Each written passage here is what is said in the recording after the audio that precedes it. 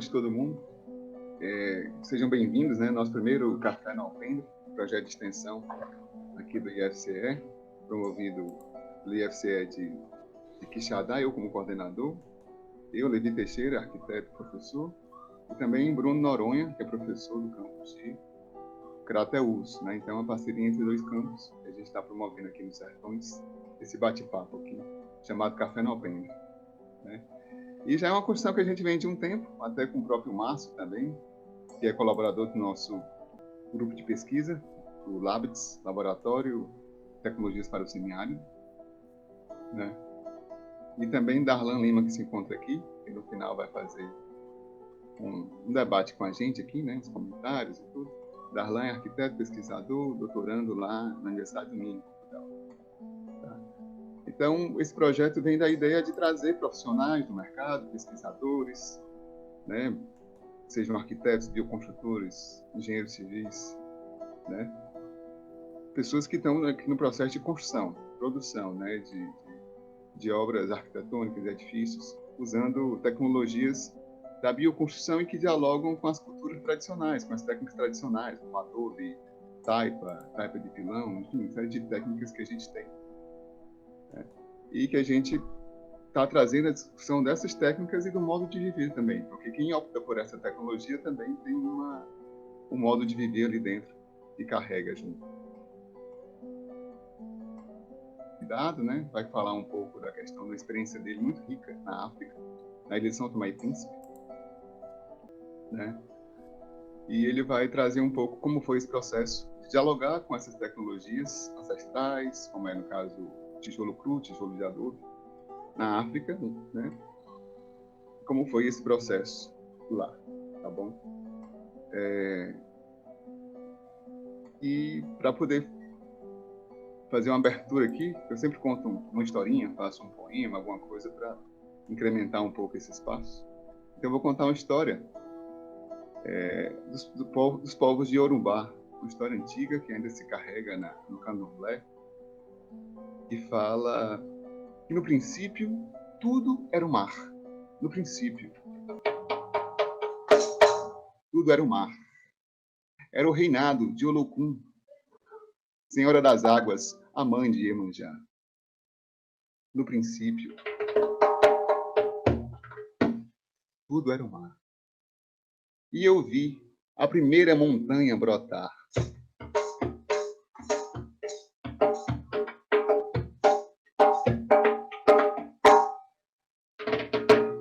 Era o Monte Oquê, a primeira ilha, o primeiro continente que se espalhou sobre o mundo de águas. E esse primeiro continente gerou ilhas, gerou novos continentes.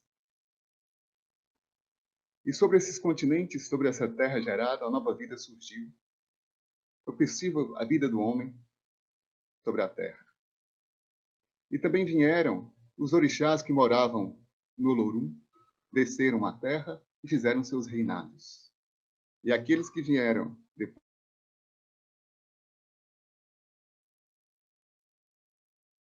imagine se Olokun ainda dominasse o mundo com suas águas.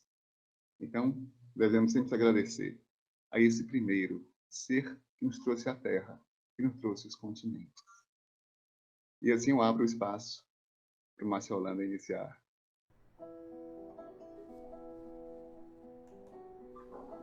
Tudo bem, rapaz. Eu apertei o botão errado, acabei saindo e voltei rapidamente aqui. Vou pegar no gravado final, perdão. Muito bacana, assim, você vê sempre o poeta aí, né? O artista aí se apresentando, dá todo um toque especial. Valeu, Levi. Hoje eu tenho uma história para contar para vocês também, de uma experiência muito interessante, né? Vivida ali no ano de 2012 e 2013, com um convite para trabalhar no continente africano. Na verdade, numa ilha, né? Na África, não foi nem no continente em si. E aí trouxe uma apresentação que já estava montada já há alguns anos aqui para vocês. Eu vou começar a compartilhar aqui a tela para poder a gente seguir um caminho.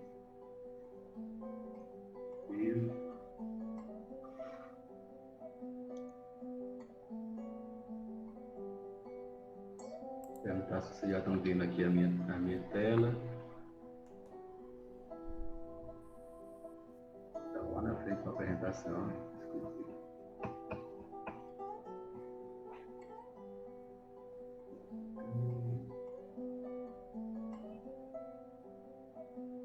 Vamos lá. Está todo mundo vendo a tela? Eu vou fazer uma ampliação aqui. Estão vendo aí já maior em tela cheia? Só me dá um feedback aí, por favor. Já estamos, viu? Beleza.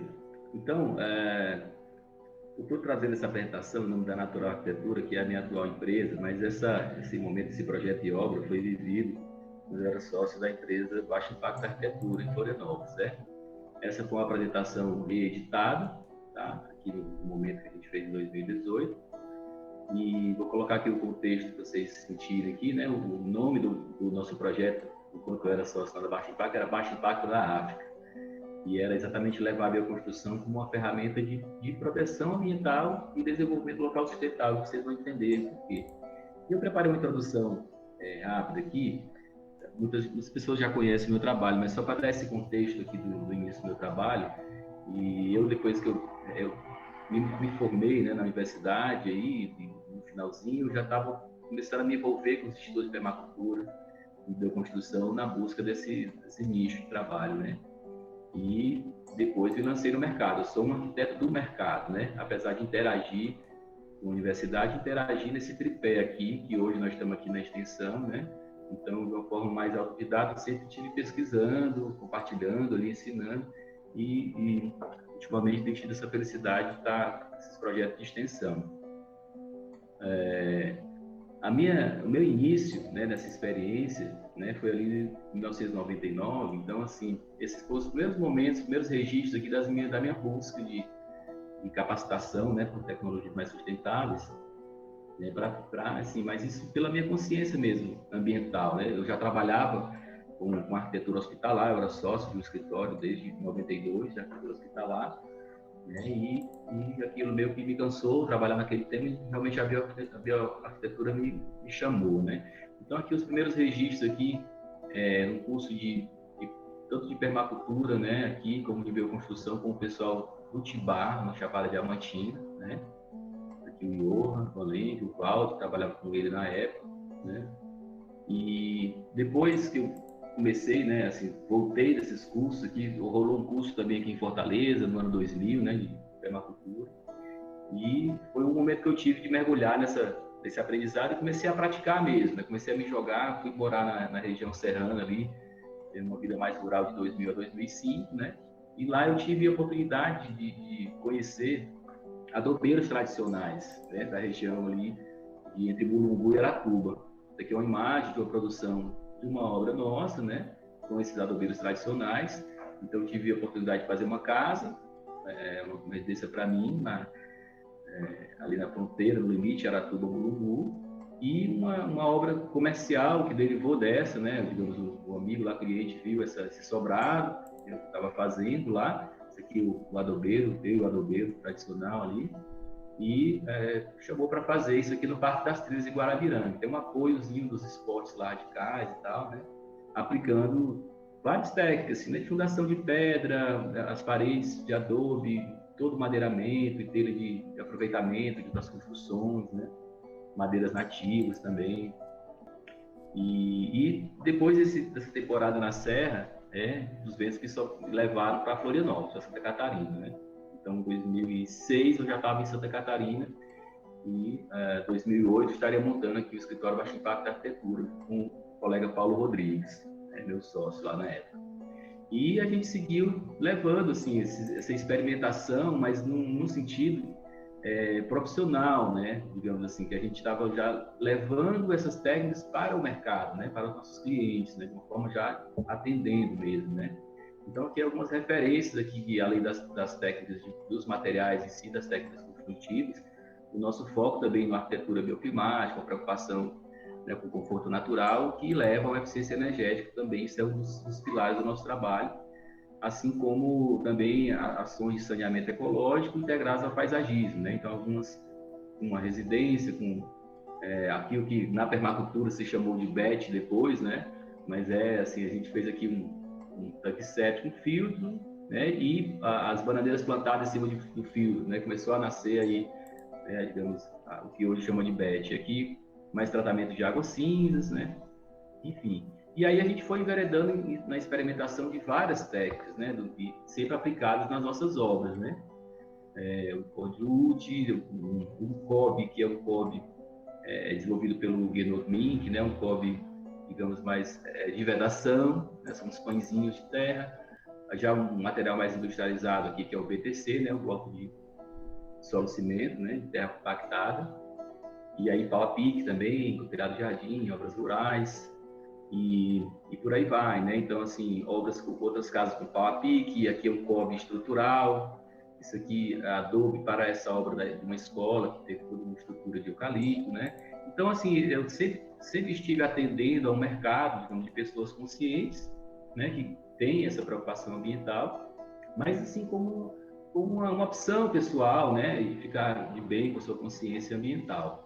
Né, e gerando essas obras que eram uma obra de mercado mesmo, né, com custo padrão, mas com um bom padrão construtivo, imobiliário, né, que é a obra do ginásio, residências, né, isso aqui é uma casa de pau a pique, um ginásio todo em eucalipto, né, e aquela casa de BTC, né, alguns painéis artesanais da casa de BTC, uma parede de cobre, enfim. Esse é o meu mercado, né, e tem sido desde então. E o que acontece com essa obra das casas sociais na África é que surgiu, digamos, uma demanda muito diferente para a gente, né?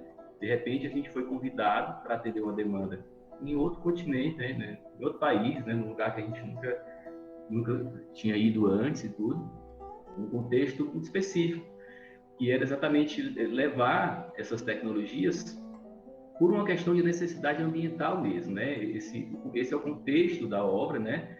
Então, é um recurso japonês que a ONU estava administrando para países africanos.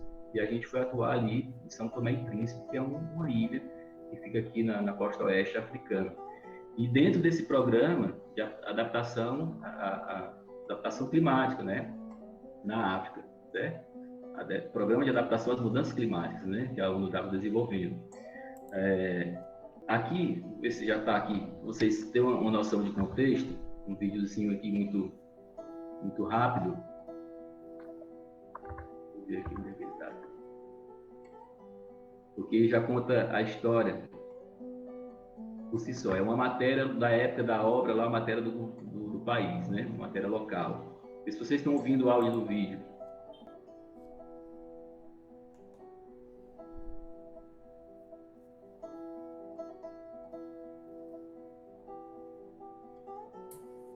Márcio, dessa forma não dá para escutar, tem que configurar. como é que configura? Tem alguma coisa muito complexa? Não, porque senão nem posso. Tem que ser nas configurações de áudio do computador. Aí tem que tirar a minha apresentação aqui, é isso? Para acontecer? Teria que ser na configuração de áudio. É um pouco complexo para fazer agora. Para voltar. Então, tudo bem. Tem algumas coisas aqui no final, a gente pode deixar para o final, eu posso fazer uma configuração e a gente apresenta, tá? Mas é exatamente a matéria falando sobre a obra. Mas então vamos voltar ali para a apresentação. Só uma sugestão, mais fácil você compartilhar a tela do vídeo e aí aparece a opção de você ativar o áudio e a imagem. Se eu compartilhar só a tela do vídeo, mudar o compartilhamento, é isso? Em vez de você compartilhar a apresentação, você compartilha a tela do vídeo. Aí você ativa o áudio dele. Então, peraí. Se vocês tiverem paciência, a gente consegue chegar lá. Então, eu vou parar a apresentação, certo? E vou recomeçar a apresentação só com uma janela específica que é do vídeo, é isso? É isso.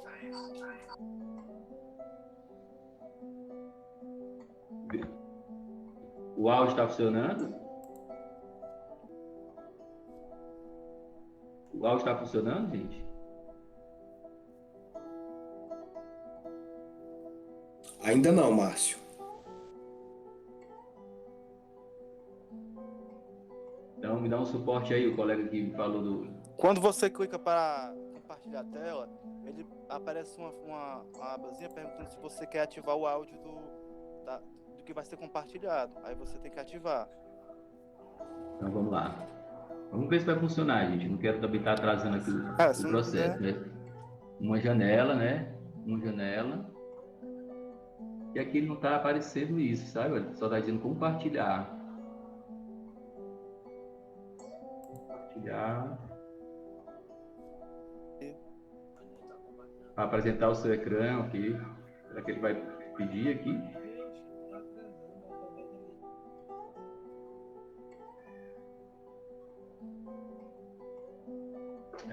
Achei que era mais fácil. Ou você pode deixar o link do vídeo e a gente assiste em outro momento. Pode ser. Eu posso passar para vocês aí o link. Na verdade, ele não está online, né? Eu posso deixar uma pasta com esses links. Mas essa aqui é uma matéria, da TV local que foi lá filmar o processo da construção. Então é um contexto interessante do que a gente viveu lá, né? Talvez tenha que tirar o áudio do microfone, é isso? Será que eu tirar o áudio do microfone funciona? Não, Márcio, é porque você tem que mudar a saída de áudio. Aí tem que ser na configuração, no painel de controle. Antes de entrar, é isso? Isso. Por isso que eu falei que talvez fosse melhor, né, deixar para o final. A gente pode tentar. Então tá, então vamos para frente, que realmente tem bastante coisa. Mas uma sugestão se tu quiser ir falando, né, vai passando a imagem, tu pode comentar alguma coisa. Sem o som. Bom, vamos ver se funciona. Vamos lá. Vamos dar um play. Mas vocês estão vendo essa tela agora que vai tocar aí? Sim. Pronto. Isso aqui é o contexto local, né? Estão falando da realidade ambiental, que era o roubo de areia e o abate de árvores que estava preocupando. E aí a gente está levando a alternativa construindo com barro, né? Então isso aí é o governante que nos contratou, né, lá ao fundo. Então ali as obras, né? E aí um contexto, né, em vídeo, no contexto das obras. E as imagens que eu vou compartilhar em imagem, né? Então ele está falando disso, da viabilidade do projeto, né? De construções simples, e a viabilidade nacional, isso é um projeto piloto de habitação, né? E aí só para vocês sentirem um pouco só do clima, né? Desse clima da construção.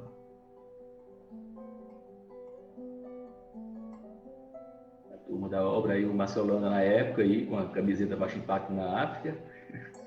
Você vê que 80% dos meus cabelos brancos eu ganhei aí nessa obra, vocês prestaram atenção. Isso aqui em 2012. Tá, então eu estou falando aqui da obra, mas eu acho que eu vou contar a história nas lâminas mesmo. Vai ficar mais na sequência. Deixa eu voltar aqui então no Meet. Eu vou voltar aqui a apresentação. Peço desculpas aí essa falha técnica, mas na próxima a gente se prepara aí, porque a assessoria dos meninos aí, a gente faz isso então.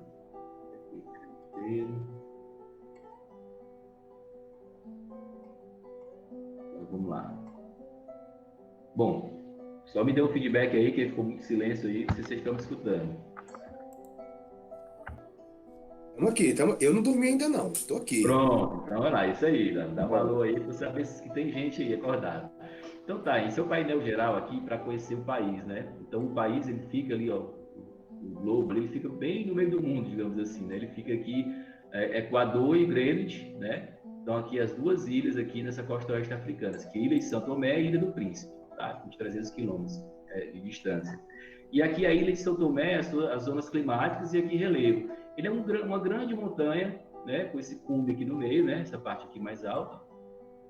E que tem essa variação climática, né? Só isso, né? É um lugar que tem 1.000 quilômetros, ou seja, a ilha, quem conhece Florianópolis, né? Na época que a gente morava, a ilha tem 675 e lá tem 1.000 quilômetros. É um pouquinho maior, mais gorda do que a ilha de Florianópolis, e é um país e que tem essa variação, que um clima, digamos, mais frio, né? Que é mais chuvoso aqui, até chegar no cume, que os ventos vêm nessa direção, e na situação mais norte são as áreas mais quentes, né? Então tem esse contraste aqui. Essa obra que eu vou mostrar primeiro, ela está nesse setor vermelho, a segunda obra já está nesse setor extremo oposto, um no extremo norte e outro no extremo sul, com climas bem diferentes, e a gente usou, às vezes, praticamente as mesmas tecnologias, tá?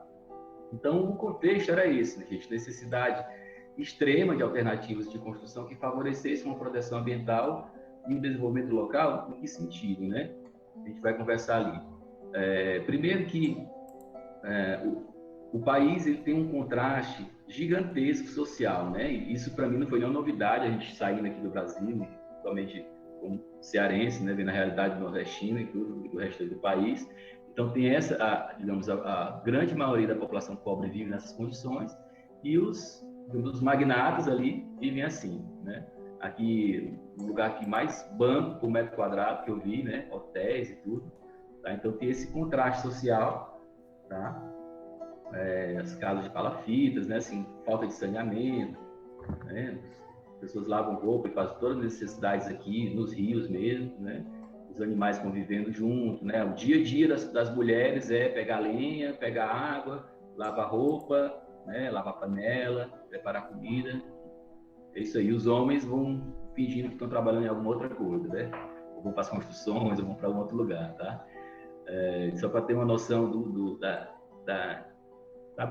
da ambiência lá, né? É como se você tivesse, né? uma grande floresta, uma ilha que é uma grande floresta, um clima meio amazônico, assim, né? Tá? E tem esses contrastes ambientais também, né? De uma beleza extrema e um processo de degradação que o convite foi feito para o nosso escritório, porque o problema deles é o seguinte: essa imagem aqui, ela está um pouco pequena, não sei se ela tem ampliada, mas é uma foto onde o mar está invadindo as praias, porque as pessoas, para construir, usar areia na construção, eles tiram areia de praia, porque não tem rios, areia de rio como a gente tem aqui.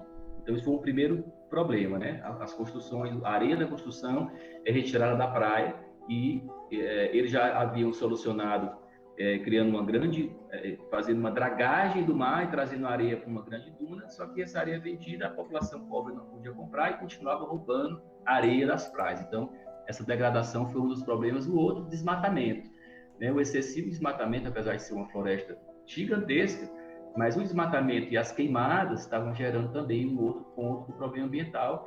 E como eles constroem muito com madeira e muito com concreto, que a gente vai ver aqui, isso aqui são algumas fotos do visual para vocês curtirem, né? Então, como eles constroem com muita areia e concreto, eles queriam alternativas, né, para reduzir o uso da madeira, né? Reduzir o uso de areia. Essas eram as diretrizes básicas, que fossem construções mais baratas, né, e que pudessem ser simples para a população aprender e haver uma transferência de tecnologia. Isso aí era o desafio. Então, alguns visuais aqui, só para você sentir o contexto do lugar, né? Assim, parecia, sabe aquela sensação de entrar no tubo da televisão ou da tela de cinema e chegar do outro lado e de repente eu estava nesse contexto. Foi bem essa sensação que a gente vivia.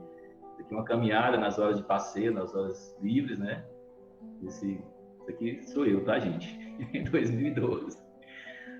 E aí, sim, os visuais e tal, as praias que eu fiquei na segunda obra lá, fiquei 3 meses aqui nesse lugar paradisíaco, sozinho.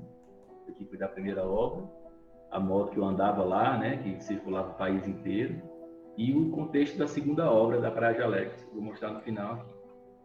A cidade, né, digamos, a área mais urbana, e isso é uma questão muito particular também, né, isso aqui são estruturas rurais que eles tinham lá, totalmente autônomas, se chamavam as roças de cacau, né? Então, todo isso aqui é uma estrutura de hospital, era como se fosse uma fábrica, né? Uma máquina que o hospital era para trabalhar, digamos, cuidar das ferramentas que eram as pessoas que trabalhavam aqui, né?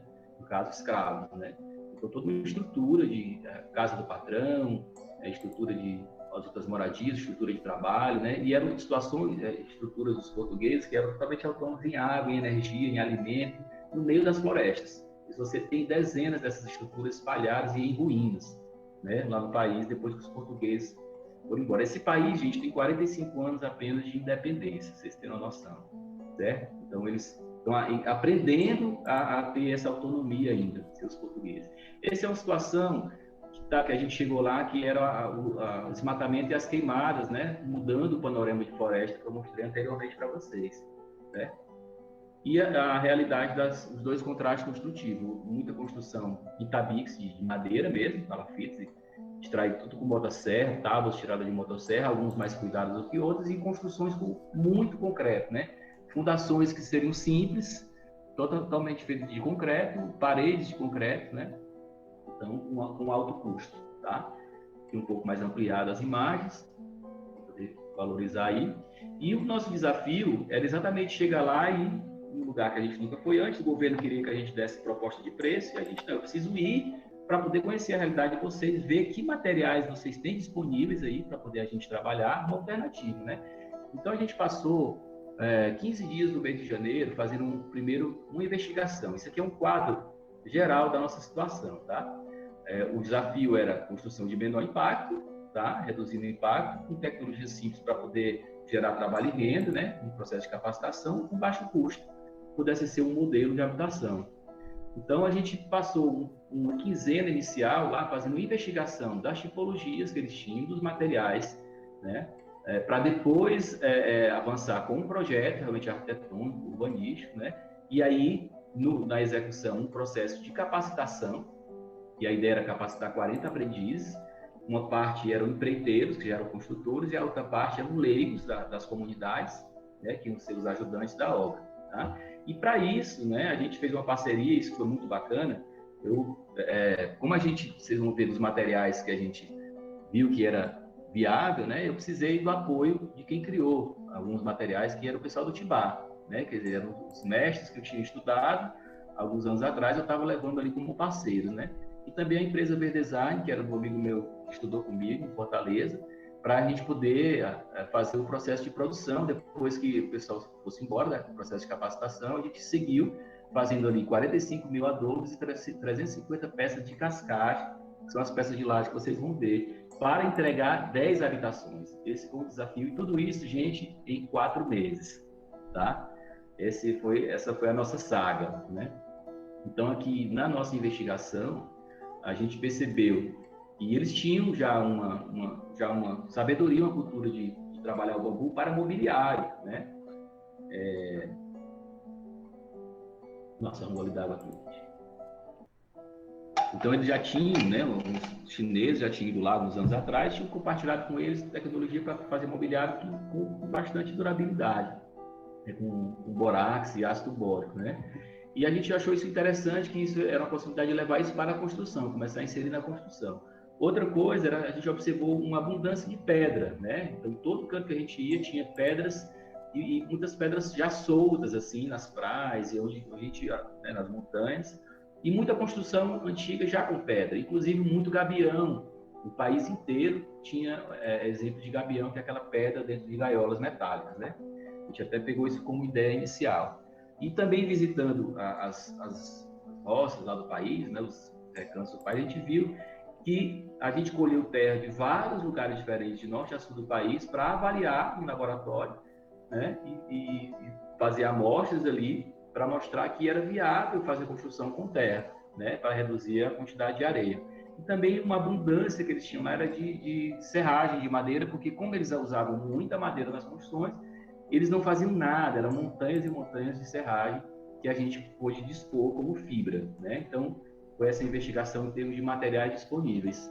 E as tipologias locais também, a gente foi investigando na cidade, né, que tinha mais construções assim, até de épocas diferentes, né? Até umas mais antigas e umas até mais modernas mesmo, né? E que todas elas tinham em comum beirais muito longos, né? Aquela varanda rodeada que é um lugar que chove muito, né? E um lugar quente e úmido, né? Digamos, um lugar quente e úmido. Então, beirais longos e pisos elevados para ventilação, geralmente bandeirolas, né? Aberturas altas para poder circular o ar.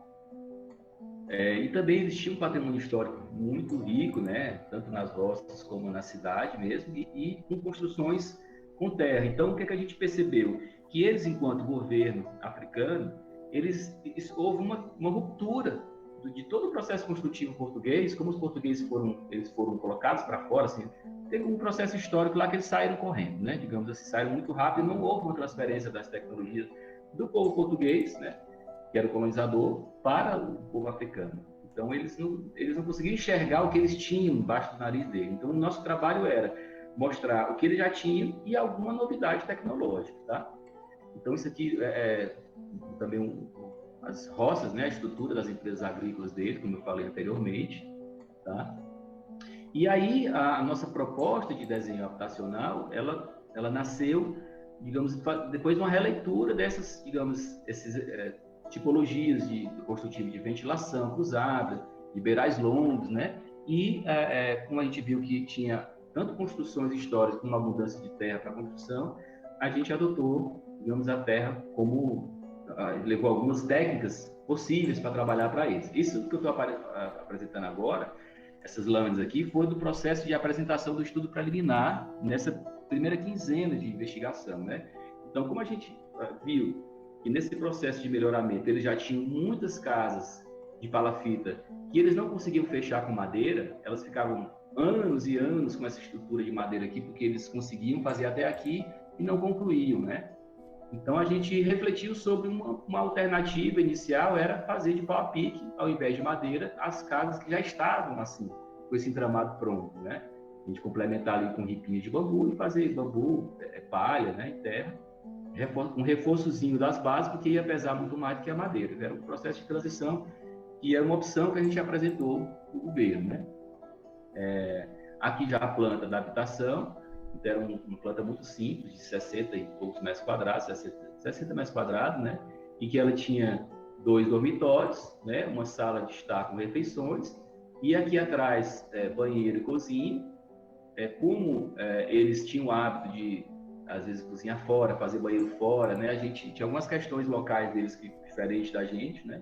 A gente propôs ali até um chuveiro mais fora e um sanitário compostável. A gente foi levando tecnologias possíveis, né, para eles. E aqui um acesso de varanda com a possibilidade de ter mais 2 quartos desse lado aqui e virar uma casinha de 4 quartos. Era o projeto de ampliação, né? Com também essas questões de bastante ventilação cruzada, né? Que favorece, né, o clima local, sombreamento e ventilação cruzada, tá? Esse era algum dos aspectos da bioclimática. Com esse piso elevado também, para retirada de umidade do piso. Tá? E aí em termos de inovações tecnológicas, a gente percebeu assim, eles tinham muita pedra, o que era mais em conta, ao invés de fazer fundação de concreto, era fazer ou pedra argamassada ou gabião. Então a gente propôs o gabião, que era o mais sem cimento possível, né? E apresentou algumas tecnologias, né, já existentes ali. E também apresentou a cascagem, porque eles só trabalhavam com laje maciça, eles não tinham pré-fabricação, como a gente tem aqui as lajes volterranas, né? Então, seriam as 2 inovações para eles lá no país. Era trabalhar um sistema de laje que não precisaria ser fundação sobre cada parede. Simplesmente eram longarinas de pedra, tá? E as lajes moldadas sobre essas longarinas de pedra, fazer uma laje aérea. E aí, sobre as paredes, a gente levou as opções, ou a construção com pau a pique, né? Ou com adobe, ou com PTC. Tá? E a gente foi, né, tentou levantar custos, porque eles queriam custos, né? E também para a cobertura, já que o mais em conta era fazer a telha que eles tinham lá, que eram as telhas leves de alumínio, né? Que eles produziam lá mesmo, eles viravam as chapas lá, né? A gente levou a ideia de fazer forrinho de bambu para fazer um colchão de ar, né? E barrar o calor do teto. Então, esse é o resumo das tecnologias que, em termos de orçamento, a gente teve 15 dias, gente, para investigar todo esse material. Eu, o Paulo e o arquiteto lá do escritório, ficamos 3 lá, fornado lá no hotel, depois das visitas lá, para poder montar esse arcabouço de apresentação. E pegamos, qual foi o conceito? Pegar os itens gerais da edificação, fundação, né, piso, paredes e cobertura, e investigar o quanto que os custos que o governo gastava e o comparativo com o que a gente propôs. Então, com isso, digamos que, de uma maneira geral, eles gastavam 7 mil euros nesses itens, né? A gente conseguiu baixar para 2.500 euros. Então, eles ficaram chocados, né? Então, a gente apresentou para a ONU e para o governo, e eles olharam e falaram, muito bem, mas eu acredito vendo, né? Como é que a gente pode começar? Então, esse foi o que mais chamou a atenção deles, né? E de quebra, como a gente estava conversando com a ONU, a gente, vamos apresentar mais tecnologia, né? Então a gente levou a nossa cisternazinha de argamassa armada, né? Apresentou porque eles tinham muito problema de água, quer dizer, o dia a dia das mulheres era em função de água e de lenha, né? E eles não tinham a ideia, a tecnologia do fogão a lenha ainda, era aquele fogo de chão, né? A gente levou também os conceitos de saneamento, né? E levar um saneamento ecológico para eles também, tá? E a opção do banheiro seco, né? Apresentamos as possibilidades para eles e também o fogão a lenha, né? O fogão com retirada de fumaça, que isso para eles era uma novidade naquele momento. E a gente foi mostrando, né, dentro da própria linguagem, né, dos 8 jeitos de mudar o mundo para outro, que a gente podia estar atendendo às várias desses itens aí, com essas tecnologias adicionais que não tinham sido solicitado para a gente. Foi a gente como técnico, né, como permacultor, olha, vamos colocar mais coisas aqui que a gente conhece que vai ser bom para eles. Só que acontece, a única coisa que eles conseguiram enxergar foi essa. Eu acho que eles não conseguiram mais enxergar nada depois que eles viram essa lâmina aqui. Então eles só ficaram com números na cabeça, que bateu na cabeça do governo, não só da ONU, mas do governo, né? A nossa proposta era ir para lá, fazer tipo 1 ou 2 ou 3 no máximo de construções para poder demonstrar a tecnologia para eles. Esse era o foco do nosso escritório. Só que terminou o nosso período de 15 dias, foi uma reunião final para receber o nosso cachê, digamos assim, e aí o governo nos colocou que, ok, gostamos muito, só que agora vocês vão voltar aqui com uma proposta para fazer um bairro experimental de 10 habitações e vocês têm 4 meses para nos entregar a chave na mão. Quer dizer, os caras piraram, pensaram que a gente era tipo um Odebrecht da vida aí, uma mega empresa multinacional, que a gente ia para lá entregar um processo de chave na mão para eles dentro de um processo de transferência de tecnologia. Então a gente voltou com esse dilema no Brasil e ficou trabalhando o desenvolvimento do projeto, né, orçamento, tudo para poder retornar. Enfim, então no final a gente acabou indo para lá depois, sem fechar exatamente um contrato, na expectativa da gente realmente fazer o que a gente imaginava, né, uma demonstração tecnológica. Mas os caras bateram o pé e disseram, olha, se não fosse para fazer 10 habitações aqui em 4 meses, vocês nem vinham para cá. Então a gente teve que decidir, ou eu voltava para casa, e eu voltava da África sem ter feito nada, ou eu encarava com a minha equipe esse desafio, né? Então a gente resolveu encarar, né, como um bom guerreiro. Tá, vamos lá, vamos fazer. Em 4 meses, eles não conseguiam fazer nenhuma edificação, né? Quanto mais 10. E a gente, poxa, vamos lá, vamos ver o que isso vai dar. E dentro daquele desafio que eu mostrei para vocês, né? Fazer transferência tecnológica, em capacitação, produção de material e obra, tá? Então, isso aqui é o resuminho do projeto, já mostrei, e o contexto urbanístico, tá? Então, a gente teve que bolar esse projetinho urbanístico lá mesmo, né? No momento que a gente foi para construir, foi no mesmo ano de 2012, né? Aí do meio para o final do ano, e que ele consistia no seguinte: eles tinham esse problema de desmatamento queimado, porque as pessoas também pegavam qualquer área para queimar fora do núcleo habitacional. Eles moravam em núcleos meio que ao longo da estrada, isso aqui é a rodovia. Eles moravam em núcleos ao longo da estrada, todo o social deles era na estrada, e eles iam desmatar e queimar para poder alguma coisa em áreas qualquer daquela foto que eu mostrei para vocês. Então a proposta foi que a cada 10 famílias, que seria até tipo, um processo de escolha de 2 núcleos, eram núcleos de 5 casas, né, com relação em comum, e que eles pudessem ter uma área para a produção, né, deles, para lazer, para a produção, que tivesse o máximo de autonomia, aplicar a permacultura aqui para a vida dessas famílias, e que eles tivessem uma área na frente, lá saindo da rodovia, para comercializar. Então, era um projeto geral. E, ok, a princípio a gente locou exatamente isso, né, mas para daí funcionar já é uma questão mesmo de gestão, né? Mas aqui foi a nossa proposta urbanística, tá? Lotes circulares, né? E um pátio circular também no meio, possibilidade de acesso de carro e pedestre. A planta dentro do lote circular tinha essa configuração, né? A maior fachada seria norte e a fachada sul, para deixar, digamos, essas fachadas de nascente e poente mais fácil de proteger, né? Que é o sol mais quente de nascente e poente. A brisa, ela corria nessa direção aqui, né? De sudeste, tá? Então a gente priorizou os dormitórios aqui, uma varanda de entrada, e no lado poente seria a parte mais de barreira térmica mesmo, banheiro, cozinha, o tratamento aqui, né, antisséptico, fito anaeróbio, e toda a parte de evapotranspiração fazendo barreira térmica de poente. Então, isso era o conceito geral de cada unidade dessa aqui, cada lote circular. Né? Com a plantinha que eu já mostrei para vocês ali no geral, mas aqui já era um desenho técnico aqui com um corte, que também nesse mezanino tinha uma área mais alta, que essa área era mais alta para que a continuação do telhado tivesse a mesma altura desse outro telhado, né? Na possível expansão. Então ficava espaço para guardar coisas também, uma espécie de um depósito para guardar o que eles tinham, né? Até de produção, e com janelas altas para poder promover essa ventilação cruzada, tá? E aqui já o modelinho construtivo, né? O esquema construtivo, tá? A gente tem as fundações em muros argamassados, que aí no caso o gabião não funcionou porque eles não tinham a malha, aquela gaiola, não era uma coisa de acesso tão fácil. Então a próxima tecnologia mais simples seria pedra argamassada mesmo, né? Regularizada em cima para receber as cascagens, um contrapiso e aí as paredes de adobe, né? E o madeiramento mesmo, né? Que é com madeira local e de certa forma é o mais sustentável usar o que eles têm, né? Se eles plantassem madeira, eles não precisavam nem desse processo todo, né? Mas eles não plantam, eles só extraem, mas a gente reduziu a madeira a cobertura e esquadrias.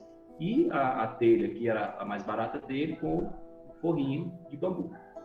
Tá? Então, aqui dentro do processo, aqui o fotos aqui das fundações sendo executadas, né?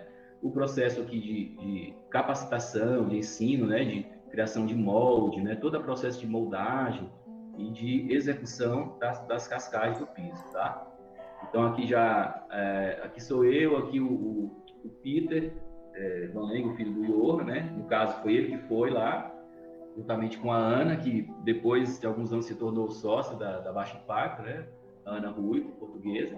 E aqui é um processo aqui estava em processo de capacitação, fizeram a moldagem das cascagens, das placas de piso, tá? Então, aqui já é um exemplo do desmoldagem, que ele tinha que ficar no sombreamento, que era a matazinha ao redor da obra, né? E aqui para ver, já tinha formas, tanto de madeira como formas de alumínio, fiz alguns testes, que a Ana, que foi encarregada disso. Esse aqui é o Márcio Moreira, que é o parceiro da Ver Design, que ficou lá tocando essa parte produtiva com a gente, enquanto a gente tocava a obra, né? Tá? Então, são lajes leves de argamassa armada, que aqui ela tem, tipo, 2 centímetros e aqui tem 5 centímetros, né? Com 50 ou 60, não me lembro, de largura. Tá? Era uma modulação conhecida. Aqui no barraquinho da obra, o pessoal começando a levar as cascagens aqui. Tá fazendo uma caretinha aqui, mas não é pesada, não, né? Eles estão com 4, mas é o jeito de levar, né? Para poder ela não romper, que o ponto fraco dela é aqui, até que você trave nas laterais. É como se fosse uma casca de ovo, né? A lógica dessa tecnologia, tá? Que foi uma nave espacial que pousou lá, né? Que é uma foto que a gente fez de dentro das cascagens. E assim que ela fica montada nas paredes de pedra, ali já com as paredes de adobe em cima, né? Então, a tecnologia bem diferente, mas muito simples de execução, né? E reduz, e aí foi um exemplo que a gente também viu de construir paredes independente se tem uma fundação embaixo. Você vê que essas paredes já não têm fundação, né? Então, essa laje, ela se torna quase uma laje tridimensional, quase uma laje nervurada, né? Depois que ela está toda montada. Ele vai um enchimentozinho aqui, né? No meio. As outras fotos acho que vai mostrar isso. Bom, dessa parte baixa aqui do vale, que é a montanha e o vale, digamos assim, pode fazer enchimento leve, qualquer. A gente trabalhou com bambu, trabalhou com garrafas, né, que tinham lá com aproveitamento qualquer. E na borda, na caixa da borda, se faz uma biguinha, porque ele é uma cascagem lado a lado e você trava só nas extremidades para evitar que ele abra essas pernas aqui. Então, travado, pronto, ela fica super resistente e vai um capeamento aqui, ó, vai um enchimento bem pobre aqui só para nivelar e depois um capeamento, tá, para poder nivelar a laje e aí a gente finaliza com aquela telazinha soldada e faz um capeamento de 3, 4 centímetros aqui, normal de qualquer laje pré-moldada, né? E aí você tem esse contexto aqui, né? As lajes bem finas aqui, bem vazadas. E aqui a situação do trabalho em pedra, que era um trabalho bem local mesmo deles, né? Fazendo os muros argamassados, escadas. Aqui cada obra já em um processo, como a gente fez 10 casas, a gente começou uma construção em série. Vinha uma equipe dos muros, fazia todos os muros, depois vinha a equipe da laje, e aí a cada casa que já estava com a laje já começava a ser montada a parede, e foi uma série construtiva, né? Aqui também um pouco das fotos do bambu, né? A gente chamou os bambuzeiros para poder tratar aqui a foto do saco do ácido bórico, do borax, né, que ele ficava cozinhando aqui, para depois virar reguinha. Então tinha tanto o forro de reguinha do bambu aberto, como o bambu canazinha mesmo, que a gente já pegou do rio de outra espécie também, né? A gente fez os 2 experimentos. E aqui embaixo também um sistema de saneamento que a gente fez, né? Que digamos, ele é escavado, é um mix tecnológico, gente, como o pessoal conhece a BET hoje em dia, né? De fazer aquela escavação. Tem umas fotos mais ampliadas aqui, eu acho. Isso aqui já é o processo mais final dele, ele é um tanque séptico, um filtro anaeróbio, e depois as valas de filtração vão fazer a evapotranspiração, tá certo? Do lado da casa. Isso só faz separar a água negra, ela chega aqui no tanque séptico, a água cinza passa direto para o filtro, depois se juntam as duas e elas vão fazer a irrigação superficial, né, do leito de evapotranspiração. Então, como eu falei, ele tem uma escavação no terreno firme, né, só um chapeamento aqui para fazer argamassa armada, né, que a gente coloca uma tela de galinheiro.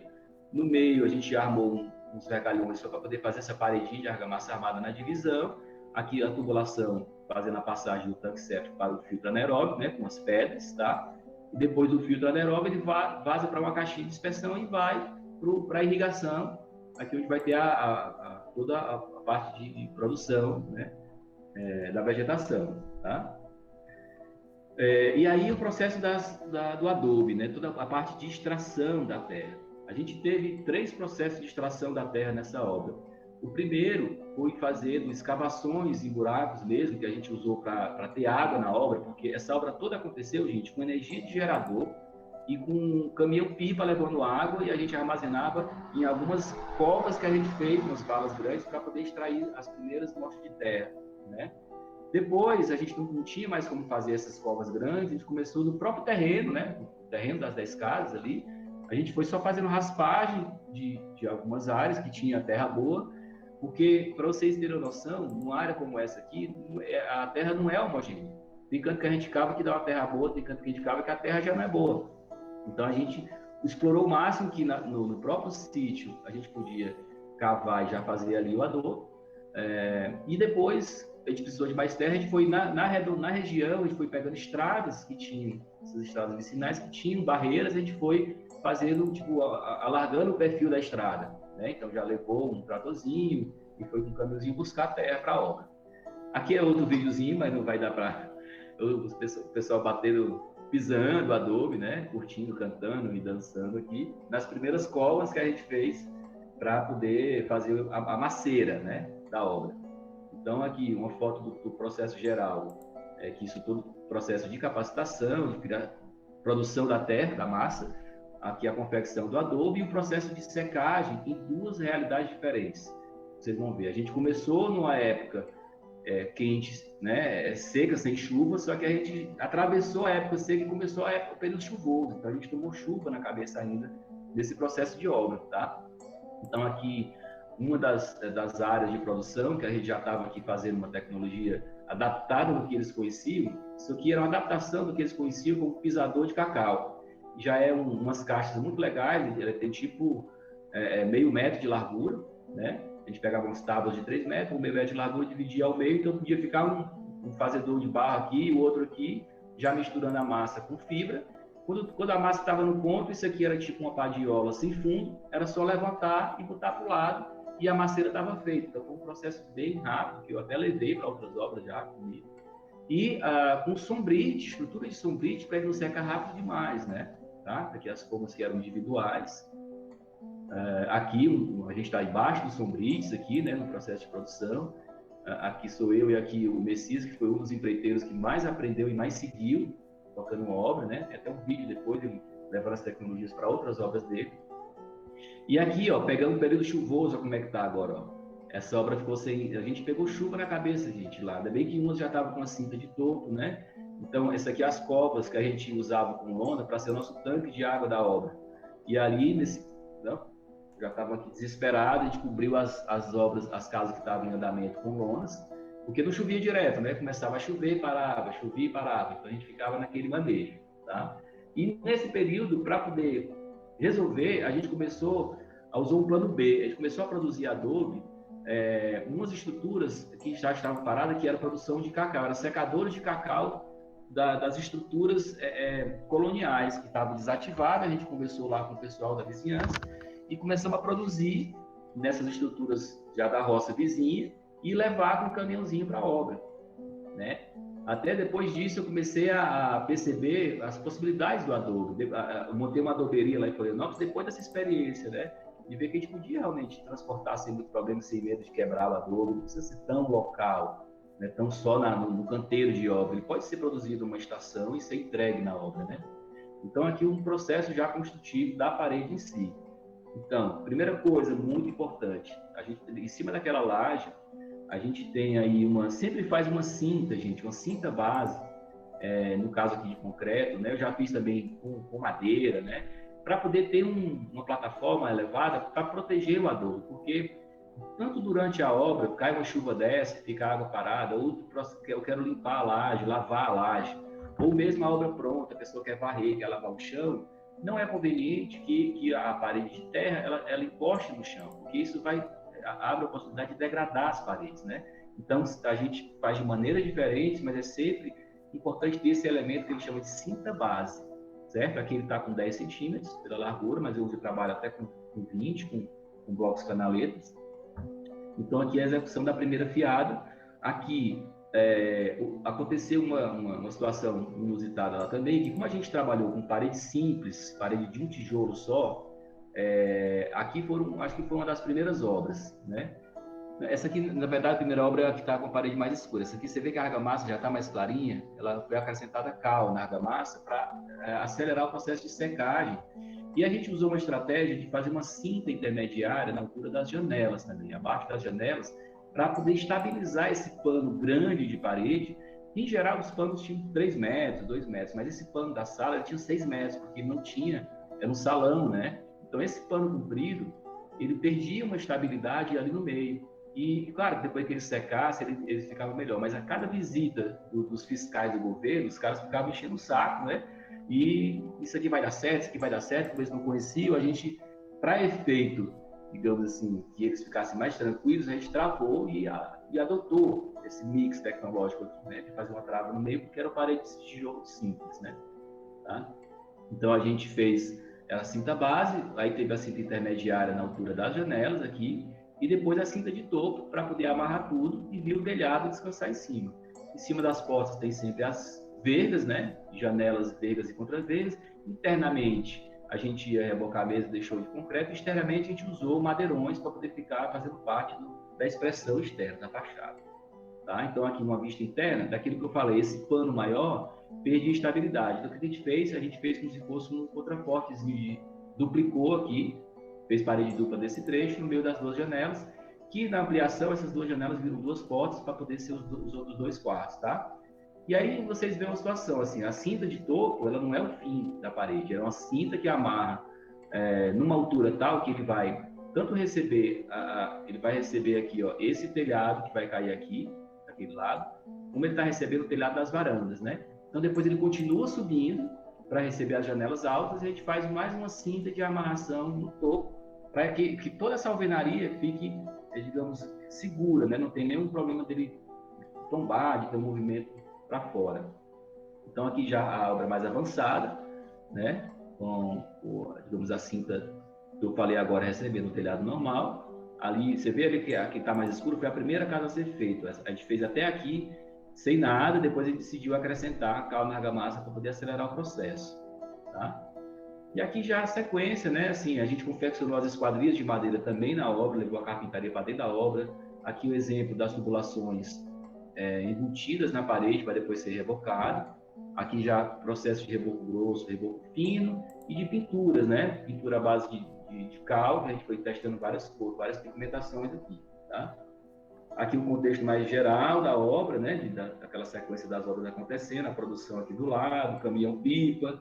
E aqui é um cenário mais, digamos, nas casas mais prontinhas pintadas, enquanto o outro estava aqui em montagem ainda, né? Nesse processo fabril aqui, tá? Com alguns exemplos de cores também. Aqui já um desenho, né? Que a gente fez, a gente gerou esse desenho de apresentação, e depois a gente foi lá e de repente eu estava no mesmo ano, fiz a foto do mesmo ano, parece até o contrário, né? Que fez a foto e desenhou por cima, mas não. E aqui uma imagem da casa mais pintadinha, né, e tal, com as madeirinhas de acabamento, as janelas altas, tá? O forrinho de bambu ali embaixo do madeiramento para criar aquele colchão de ar de isolamento térmico.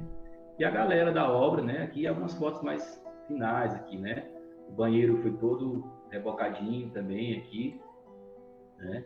E forrinho e tal, janelas de ventilação e iluminação superior. Essas aberturas aqui foram aberturas no tijolo para não ter janela nos dormitórios aqui, né? Em alguns dos dormitórios, tá? E a galera toda da obra e eu ali, né? Então, o que aconteceu? Isso aqui, foto da conclusão, foto de 1 ano depois. Então, a gente, todo um trabalho técnico, né, assim, de levar, de capacitar as pessoas, de criar um bairro, só que o governo não fez a parte dele, né? O governo queria ali mais com digamos, uma questão política mesmo, de demonstrar, né, que é um plano de governo. 1 ano depois, o governo tinha sido colocado para fora por corrupção e as casas não foram entregues para ninguém, pasmem, né? Então, estavam lá. Eu recebo que até hoje elas nem têm sido entregues para ninguém. Foi uma demonstração tecnológica e as pessoas não moraram na casa. Isso nos deixou muito triste, mas também com aquela questão assim, nós somos técnicos e a gente tem que fazer o nosso papel sempre, né? De trabalhar, né? A gente não consegue chegar nesse contexto aí da gestão, né?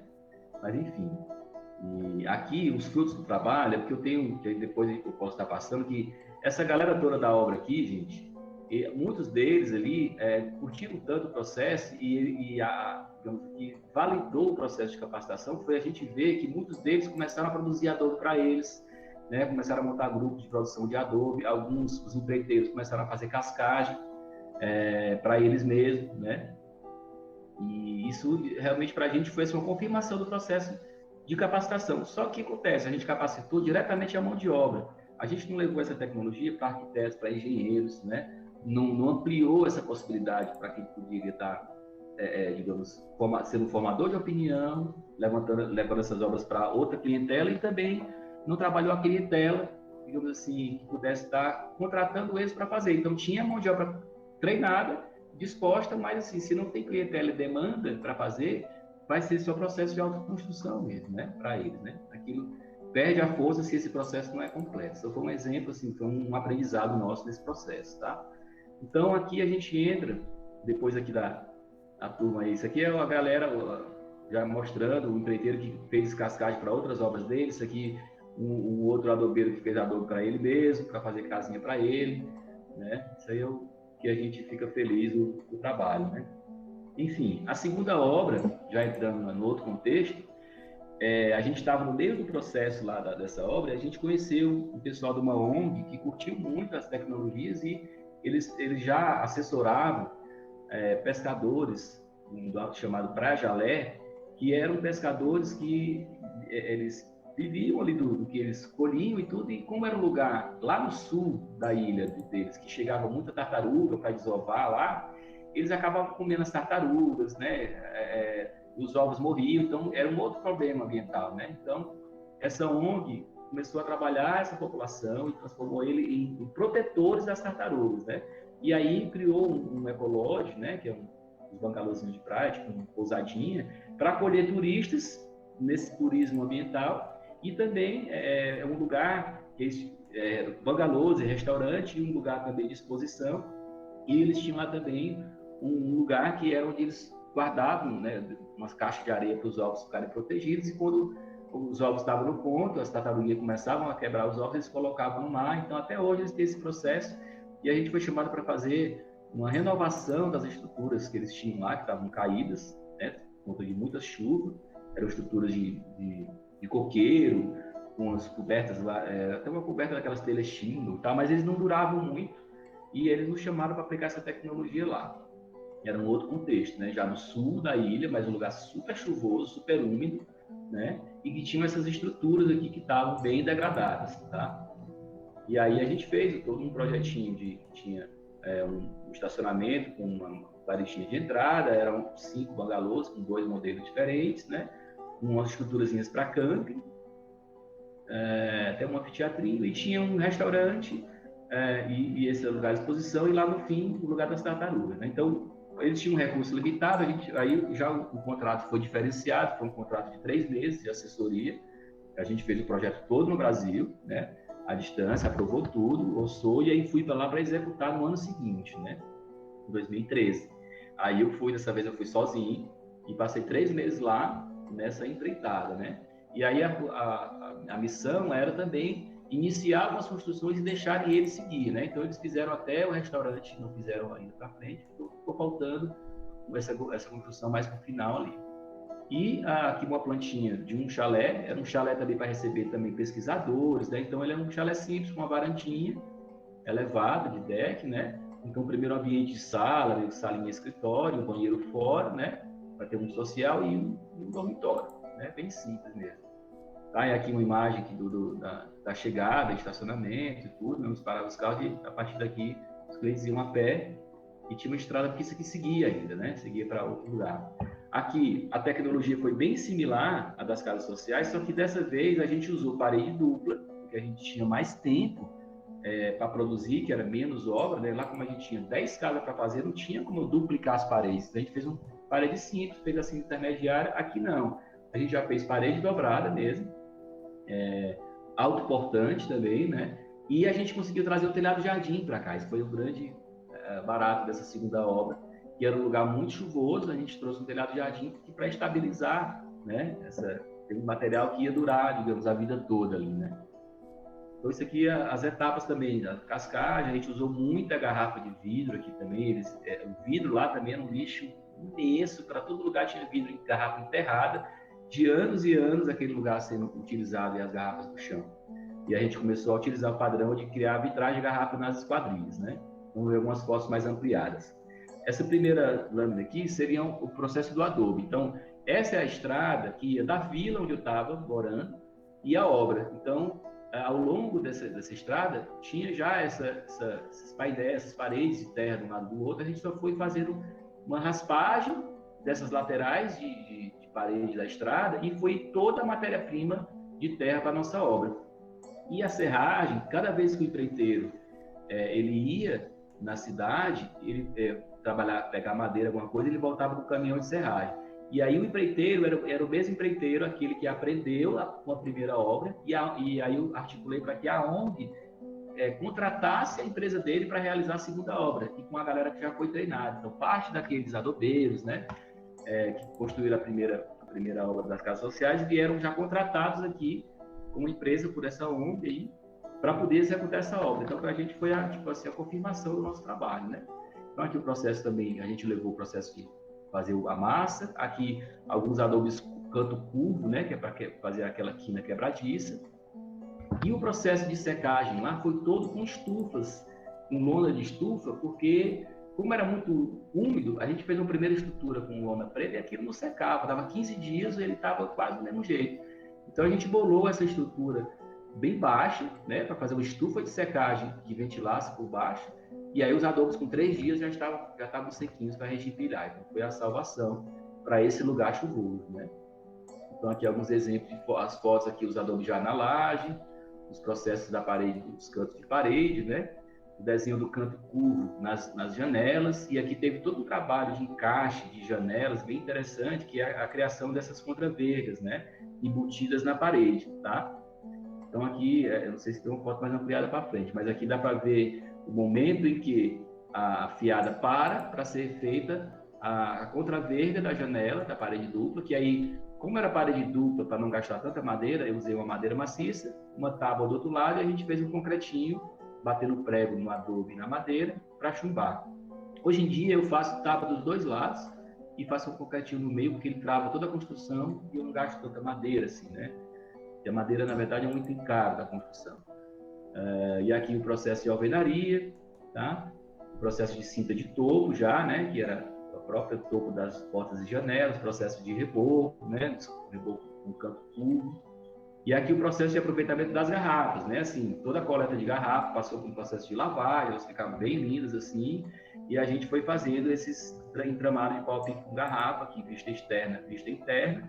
E a gente bolou também um negócio legal, que eu acabei levando para outras obras em Floripa, e até na Bahia também, que é esse candelabro de garrafas, porque a primeira fase dessas obras, eles não iam ter energia elétrica, e não tinha energia elétrica lá, eles iam trabalhar com placas fotovoltaicas, mas enquanto isso, a iluminação seria de vela, então a gente bolou a garrafa com o fundo, aquelas garrafas de vinho que tem aquele fundo cavado, chumbava a garrafa para cima e uma dentro da parede, né? Então a gente fez candelabros.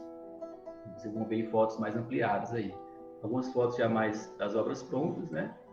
Então aqui já a gente deixou umas paredes para mostrar a textura do adobe, as outras foram todas rebocadas e caiadas. Então aqui a gente também usou, no madeiramento, a gente usou só as terças de madeira deles lá, né? E usou bambu já, com o mesmo tipo de tratamento, para fazer como se fossem os caibros, e todo o forrinho era também de bambuzinho, tá? Foi a inovação. O piso é todo cimentinho queimado e tal, né? E aqui o exemplo da Arandela, né? Aqui já a casinha, o chalezinho já mobiliado, com a mobília, os bambuzinhos fazendo as mobílias, né? O resultado como fica, toda a parte da contraveira da janela, né? Chumbada, os cantos curvos. É um visual, esse é o visual do chalé para a praia, né? E aqui a vista de alguns chalés, com matozinho, jardinzinho já tomando conta lá em cima, tá vendo?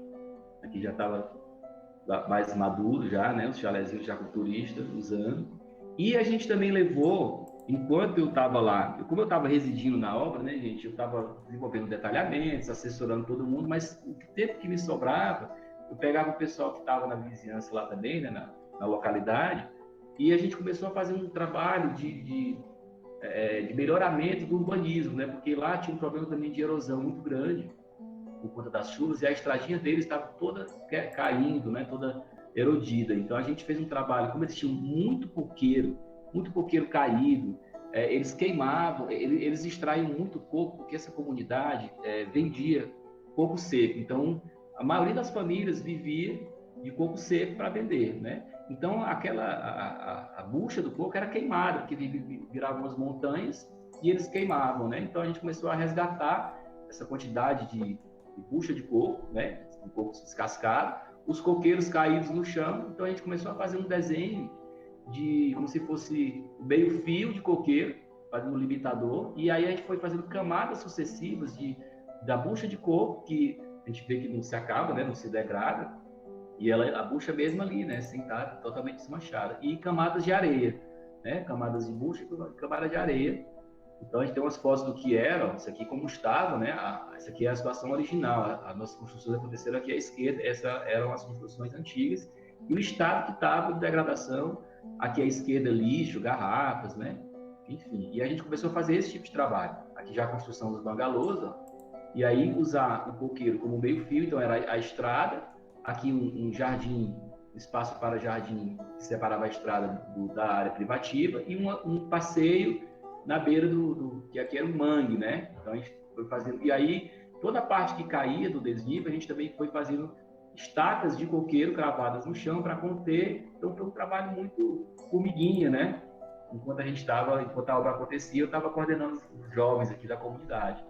Então mais um registro ali e como é que ficou, né? Um antes e durante, né? Estava finalizado. A gente foi humanizando o espaço, por isso que eu chamei de urbanismo carbono neutro, né? A gente praticamente não gastou nada e usou tudo que tinha na região para poder dar uma nova passagem, né? E aqui mais a galera da obra mesmo, porque assim, eu mostro obra dizendo que a gente fez, o Márcio Holanda, o escritório baixo impacto, natural, mas na verdade, se não for essa galera toda, a obra não existe, né? Então, sempre um clima de descontração, de alegria, de amizade, né, com todo mundo lá. Esse aqui é o francês lá da ONG, fazendo uns chãozinhos de garrafa de vidro na recepção, na Guaritim, né? Enfim, para finalizar essa apresentação, eu estou trazendo aqui não só a foto das obras da Casa Social, do empreendimento turístico, como uma obra nossa de Floripa, para mostrar também que a construção em terra, ela tanto atende a, digamos, uma habitação, uma autoconstrução, uma habitação de interesse social, como a qualquer tema, gente, até construção de alto padrão, não importa, né? Todo mundo pode construir com terra. Né? O importante é trabalhar isso com qualidade, tá bom? É isso.